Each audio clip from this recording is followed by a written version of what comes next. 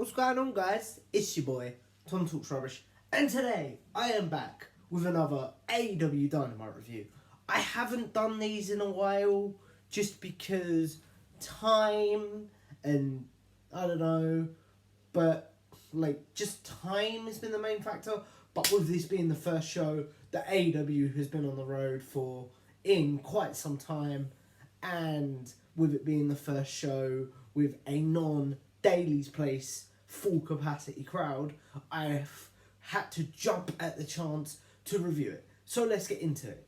Overall, guys, I really enjoyed this show. For me, a bad AEW Dynamite is like a bad pizza. It's still pretty good, still tasty, still had some good. So, for example, this show was there everything on the show that I liked? No, but it still had some good moments. So, to pick out some stuff that I liked, the Kenny Omega Hangman Page segment, even though I wasn't a fan of the stipulation, the Cody QT Marshall match, obviously Malachi Black, formerly known as Aleister Black, debuting and attacking Cody was fun. Andrade El Idolo's debut, the Britt Baker promo was fun. Only thing I'd say I didn't enjoy overall was the strap match, and probably that's about it really. That was my main issue with the show, just because I don't like strap match stipulations. But let's get into the minutiae of the show. We kicked off with the strap match between QT Marshall and Cody Rhodes, and essentially the funny part of this match was QT didn't get a ring introduction and Cody got his over the top introduction. So it was your classic strap match in the sense that both men would be fighting to touch the four corners, because you had to touch the four corners to win, and the one would stop them. You got your classic spot where QT, the bad guy, would touch it, and then Cody would touch it behind him, etc., etc. And then overall, you just saw some fighting. I loved how they used the ring post for one spot, and QT was busted open. And then to end the match, QT spits in Cody's face. This sort of Hulk Hogan fires him up and fires Cody up, and he hits 3 crossroads to then hit all 4 corners to win the match. This wasn't the end of Cody's evening, and we'll get into that in a minute.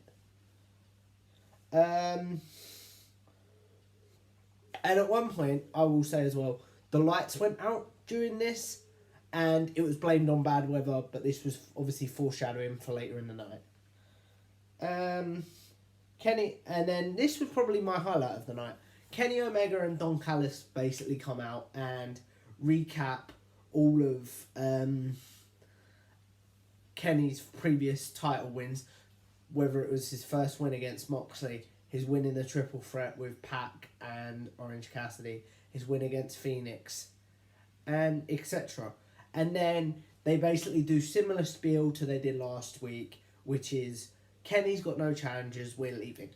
The Dark Order then come out, and Evil Uno's like, we have some challenges for you. The man that we've helped and nurtured to get to number 1 when you left him, Hangman Page. Hangman then comes out, it looks like he's going to hit the buckshot lariat, but Duck decides not to. Him and Kenny stare down, Kenny decides to leave the ring. And yeah, I would love to see this match, and yeah, I loved their first match, would love to see this match overall. I'm excited for it. Next, we had Jim Ross doing a sit-down interview with Darby Allin and Ethan Page ahead of their coffin match next week on Dynamite at Fyter Fest Night 1. Yep, I enjoyed this. JR says he feels uneasy being here because both men want to end each other's career. And then Darby pipes up. He's where Ethan wanted to be if Ethan hadn't got married and had kids and became complacent. And then Ethan was like, you wouldn't be where you are without our feud in previous promotions. And I enjoyed this, and it had similar bubbling tension and I'm excited to see the match next week. And then the segment ends with Ethan Page basically saying, I was the one that helped you bring you into wrestling. I'm going to be the one to take you out. Yeah, it was inoffensive. It was cool. Like, I enjoyed it. Then, probably my weakest point of the night, if I'm honest, but still good. We saw the Pinnacle, which consisted of FTR and Wardlow versus the Inner Circle, which was, in this case, Santana and Ortiz and Jake Hager. I had some Fight TV issues at this point, so I only saw a bit of this match. Dax is double teamed by Santana and Ortiz. Hager puts ankle locks on FTR and Wardlow. We see a Wardlow stare down with Jake Hager. And then he's distracted. Wardlow's distracted by Tully. No, sorry. Jake Hager's distracted by Tully Blanchard. FTR hit the big rig for Wardlow to get the win. Yeah, fun, but probably my weakest point in the night, as I say. And FTR, and this wasn't the end of the Inner Circle Pinnacle drama for the end of the night. But it was fun. We then saw, this was very random. Maybe it's been built up on social media and BTE, but I don't see anything like that. So next week, basically, we're going to get Carl Anderson of the Elite versus John Moxley for the IWGP United States Championship. Yeah. And basically, in this pre-match promo, we saw Carl Anderson narrating and going over the Bullet Club's history. Enjoyed it? Yeah. Inoffensive, should be a good match? Yeah. Next was probably my highlight of the night.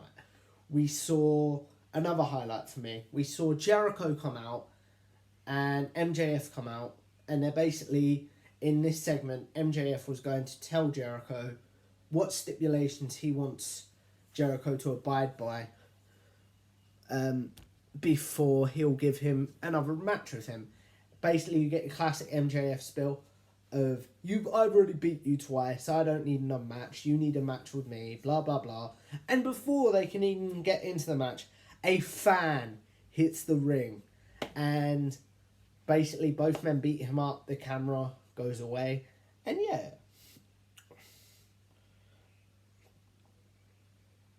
I enjoyed this, and then as we get to the stipulations,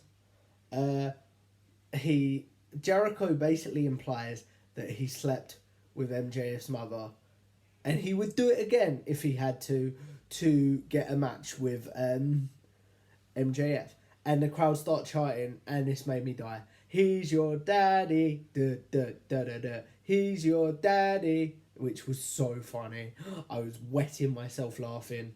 And then essentially, as we get down to the minutiae of this promo, MJF says to Jericho, you will have 4 matches of my choosing in 4 different stipulations with 4 different people, and you have to win all of them to get a match with me.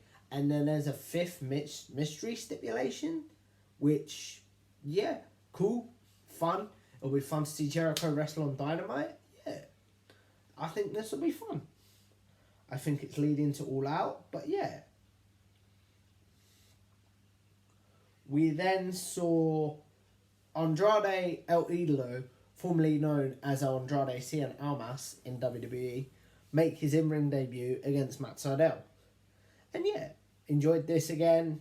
It's an Andrade versus Matt Sydal match. It's not going to be bad, is it? We saw a lot of locking up, a spinning suplex by Andrade, a fight, and then a moonsault at the top rope. Thrown into the ring, 3 amigos. Andrade would then hit the double knees in the corner, and then a DDT that he did in WWE to win. He called it the El Idolo, I think. I can't remember what it's called. I do apologise, guys. But yeah, fun. Great way to make Andrade look good. Excited to see his future in WWE. We then got basically, we got the history of Matt Hardy versus Christian, but obviously without any footage, because obviously they can't use it because it's WWE footage. So we saw them talk about their history, and then as their history in AEW came up, that's when we got footage. So like apparently in Matt Hardy's mind, they made a deal at Double or Nothing to shake hands and then work together, but then Matt Hardy was betrayed by Christian in his mind. And yeah, next week they're gonna fight. That'll be fun. We then got Arn Anderson in the ring, basically saying, "We love you, fans." And then the lights went out again, and we saw Malachi Black, formerly known as Aleister Black or Tommy End, in the ring. He's got a white eye, or like contact, basically saying that his eye is still injured from WWE. Obviously it's not, but that was a cool added that I thought was cool. And then as the lights came up, he hit Arn Anderson with a black mass. Not too sure what the black mass is obviously called in AEW, but yeah. And Cody then comes down, he gets hit with the black mass, and Tommy End, Malachi Black leaves the ring, and yeah, that's how he's debuted in AEW. I thought it was fun, yeah. Team Taz then essentially fight Ricky Starks. Ricky Starks has got some security around the ring, and he's like, "I'm not going to be anywhere near Brian Cage till I'm fully cleared," because they're going to have a match next week. And Taz basically tells them to all grow up, and next week we're going to get that match. We then saw the Bunny and the Blade versus Orange Cassidy and Chris Statlander in AEW's second ever mixed tag team match. And to end this match, I don't know how this match ended. I do apologise, guys, because my Fight TV went funny at this point. So yeah, I'm sure it was a good match. I can't tell you how it ended.